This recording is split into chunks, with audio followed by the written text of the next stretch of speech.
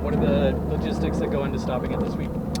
Getting aligned to these guys, getting aligned and being able to execute our calls and being a situational defense that we are. Just the different pictures that they're giving us, trying to create some consistency in the run looks and in their pass looks and the run action passes that they have. They do a great job of packaging their calls, so we got a challenge this week. How misleading do you think that their record is? Just look at it. You go to the UNLV game, they're driving to go up 18 points at halftime. They throw a pick that it's literally a 14-point swing right there. Instead of being up by 18, they're up by 4 at halftime. At the end of the game, they're moving the ball. They're about 15 yards from field goal range, and they get a penalty on 4th and 1. They're driving to literally win the game. They get a penalty on 4th and 1, a 15-yard personal foul, and then the game's over. And then Illinois, they got 3 turnovers.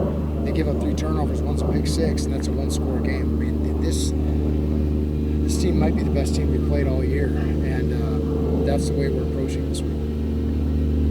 Kansas is a team where their offense and its speed can really fluctuate, going fast and going slow. What's the game plan for controlling the speed of this game? Well, I mean, it really doesn't change from week to week. I mean, we see tempo, non-tempo, we see shifts, motions. We see all those things from our offense as well. So, I believe we're going to be well prepared for it. But at the same time, there's going to be things that we haven't practiced. So we just got to be able to trust in our rules and trust in the foundation that we've been building here in this first, year and a half since we've been here. So this is one of those games going to challenge us from an alignment standpoint and from the ability to execute our defense from situation to situation. Is Jalen Daniels the most mobile quarterback that you've seen so far this year? Absolutely. What are some of the ways a guy like that can stress a defense? Just his be able to improvise, his athletic ability, he's able to keep plays alive. He's very difficult to sack. He's very difficult to get TFLs.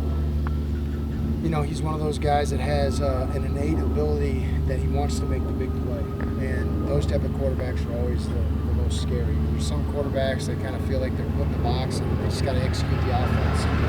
Anything outside of that is not what they do. This guy is a guy that improvises, and his athletic ability and arm strength, and his moxie and his competitiveness, all those things combined make him a big challenge for us. Your corners have played a ton of snaps. Where does getting LT back help? Oh, big. Yeah, that guy, a guy that has 3 years of experience playing in college, has played against some of the best competition, in the country, and getting a guy that has that kind of experience can be able to make our corners be able to run and play a lot faster over the course of a game. How does Kansas's run game, along with Kansas's threat to run with his legs, affect their passing game? How does it strengthen that part of it? Yeah, just his ability to improvise. He's very creative.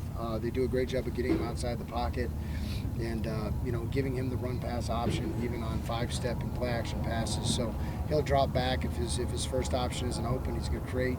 That's why their pass drops are so deep. And he just does a great job with that. And then even when he does step up, you can't come out of coverage because you don't know what he's going to do. He may just throw it right into the line of scrimmage. So he presents a lot of challenges. And I always say as a coordinator, it's always more difficult to play against a mobile quarterback that can improvise than a guy that's just going to sit back there and deal it in the right spot every time. How does Devin Neal compare with some of the other backs you've seen, like specifically Taj Brooks a couple weeks ago? I think he's a little more I think he's more explosive than Taj. Taj is special because he was a very patient runner. This guy is more of a, hey, if he has a seam, he's going to blow it up, and he can be.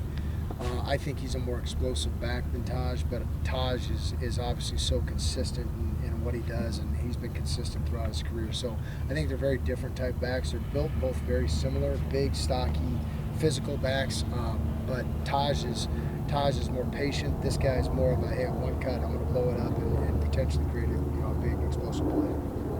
Kansas has found a lot of success in the red zone this season. What are some of the pointers coming out of the bye in this week that you've been working on to get back there? Yeah, I mean, we're 1 or 2 plays away from being really good in the red zone. We've only had 13 red zone snaps all year, actually down below the 12-yard line. So, and unfortunately, we've given up 3 touchdowns out of those other snaps. So again, it's doing what we do, being consistent, and making sure we don't have any breakdowns, and making sure that we're able to play as fast as possible when we're down in that area.